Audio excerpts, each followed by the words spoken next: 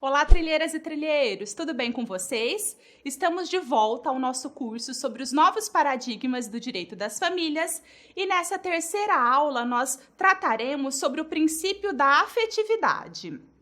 Antes prevalecia um antigo paradigma da legalidade, onde era reconhecida como família legítima a família matrimonial, onde apenas eram reconhecidos como filhos legítimos os filhos oriundos desse relacionamento matrimonial.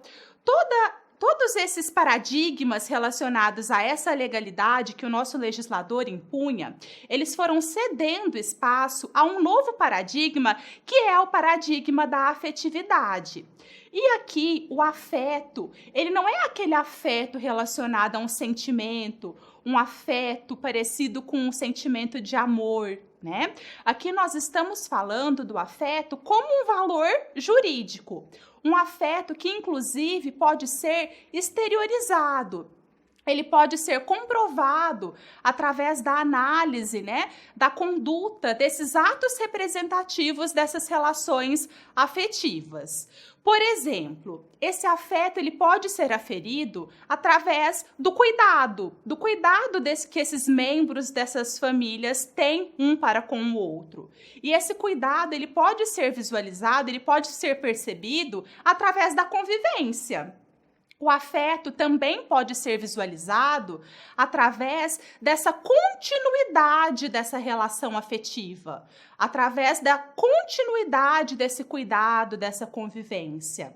Também pode ser percebido pela sociedade, dando uma publicidade, dando uma ostensividade a esses atos afetivos, a esses relacionamentos afetivos que essas pessoas nutrem umas pelas outras. Entretanto, todos esses requisitos que eu mencionei aqui para vocês, nós podemos nutrir, por exemplo, nós podemos nutrir por um amigo, eu posso nutrir por um aluno, posso nutrir por vocês por mim, e ainda assim nós podemos não nos considerar como uma família. Então, o que de fato vai identificar esse grupo de pessoas como uma entidade familiar e quão importante é a presença desse vínculo afetivo para essa configuração. Essas pessoas, elas devem se identificar como uma entidade familiar. Elas devem ter essa intenção de constituir essa família. Uma vez preenchidos todos esses requisitos, nós estaremos diante de uma entidade familiar. Não importa se ela é uma entidade familiar parental ou se ela é uma entidade familiar conjugal. Desse modo, o afeto ele passa a ser um elemento embrionário dessas relações familiares. E, além disso, o princípio da afetividade cada vez mais é utilizado, é embasado nas decisões dos nossos tribunais e dos nossos tribunais superiores.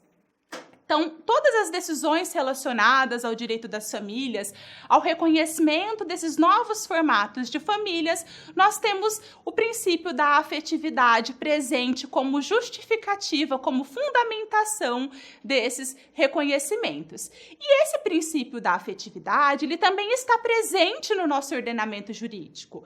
Em algumas situações ele está de modo implícito, em outras ele está de modo explícito. E aqui eu separei para vocês alguns textos, né, da lei, alguns dispositivos legais em que nós encontraremos essa afetividade presente, então, no nosso ordenamento jurídico.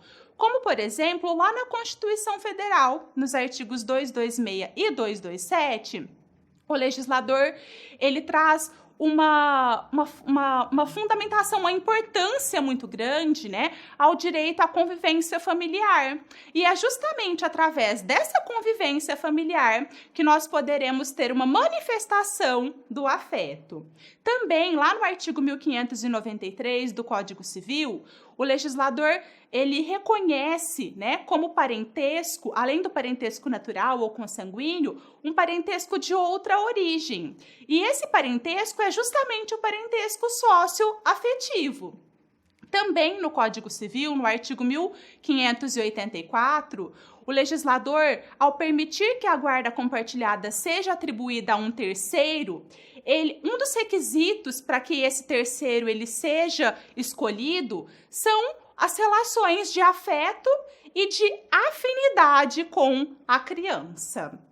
Também temos a chamada, apelidada Lei Clodovil, que permite que os enteados, eles acrescentem ao seu nome o sobrenome da madrasta e do padrasto, reconhecendo, assim, a afetividade entre esses membros, entre os enteados, as madrastas e os padrastos. Também a Lei Maria da Penha, no artigo 5º, ela diz de modo expresso que o afeto, ele é uma forma de constituição familiar.